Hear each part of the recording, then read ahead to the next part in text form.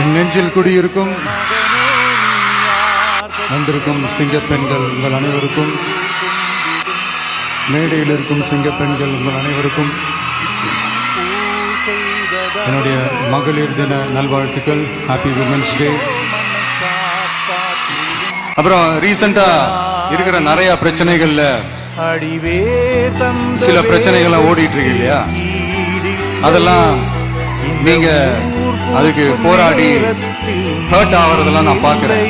அதை பார்த்து எனக்கு ஹர்ட் ஆகுது.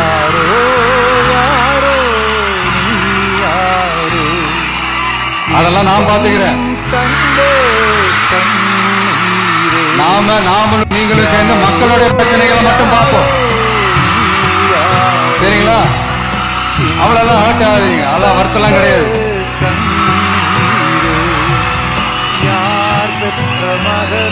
சரியா? கான்பிடென்டா இருக்கு. நல்லதே நடக்கும்.